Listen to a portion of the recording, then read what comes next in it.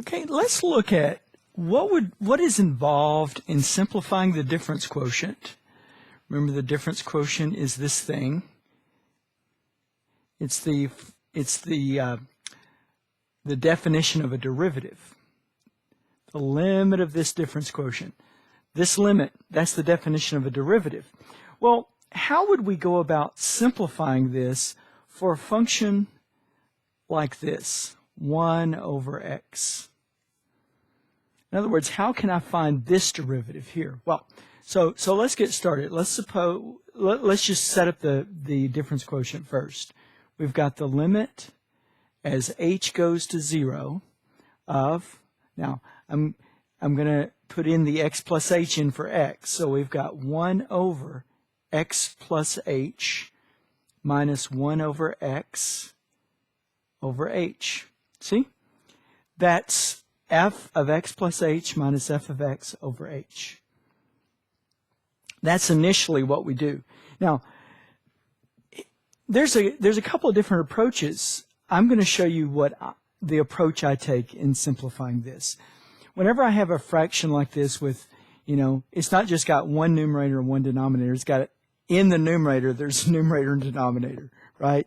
So the way I deal with a situation like this is I think about, okay, I need to get rid of those extra denominators. This is the way I think about it. So I've got 1 over x plus h, and I'll give myself some room here, minus 1 over x and h on the bottom. And what I think about is I think, okay, I need to get rid of this x plus h. Well, one way I can get rid of this x plus h, which is in the bottom, is multiply by x plus h up top.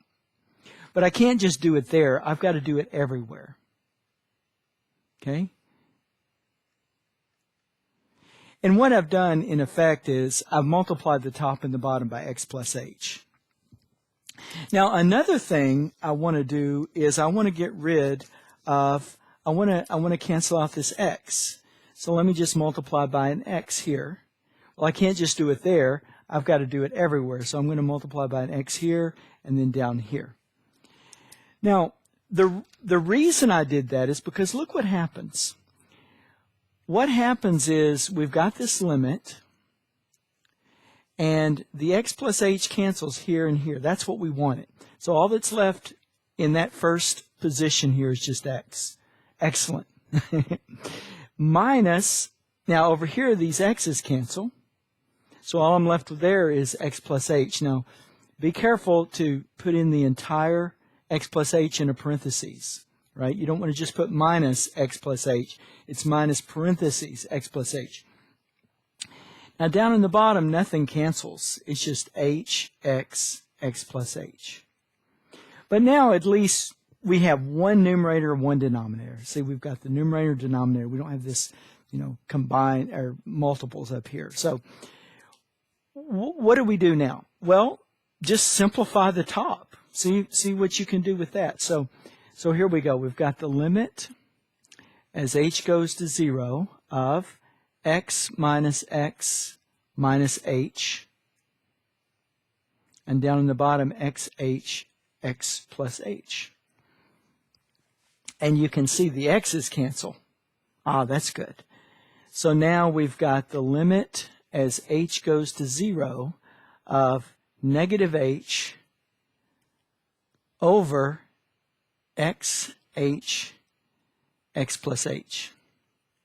Now here's the cool thing. This h cancels with this one, and now I'm left with a situation where I'm about ready to go ahead and evaluate the limit, because I've got negative 1 over x times x plus h. Now if I replace the h with 0, if I let h go to 0, I've got my derivative. My derivative is going to be negative 1 over x times x, which is x squared. There's my derivative. So that's f prime, given that this is f, right? F of x equals 1 over x. This is f prime. Now let's look at another one. Let's suppose I've got f of x equals 1 over 2x plus 1, something like that. Okay, we set up the difference quotient. We've got the limit as h goes to 0. Now, let's see, on the bottom, we're just going to have h, but up top, we've got 2 parentheses, x plus h plus 1. Okay? All I do is, where I have an x, I put an x plus h, minus 1 over 2x plus 1. Okay, there's my derivative right there. Now, what I need to do is simplify this, and I'm going to simplify it by multiplying the top and the bottom by that common denominator. The common denominator of 2 times x plus h plus 1 and 2x plus 1. So here I go. I've got the limit as h goes to 0. Now let's see what we've got here. We've got 1 over 2x plus h plus 1. And I'm going to give myself quite a bit of room here. 1 over 2x plus 1, and then h. So here I go. I'm getting ready to multiply through. I'm going to multiply by 2x plus 1 times 2x plus h plus 1. See? I'm going to multiply every term by this. Just the product of these extra denominators here. Okay? And this looks like kind of a mess at first. But it's not going to be too bad. Okay? Just multiplying. And then down here, 2x plus 1, 2x plus h plus 1. There we go. There, multiplied everything. Now, the cool thing is now we're going to have some things canceling out. So, this one cancels with that, and this one cancels with that. And now let's see what we're left with here. We've got the limit as h goes to 0 of 2x plus 1. That's all that's right there. Okay? Minus 2x plus h plus 1. Yeah, that's it. Just got to be careful, with your arithmetic and signs and all. And then down here we've got all of this mess. Whole bunch of stuff to write out.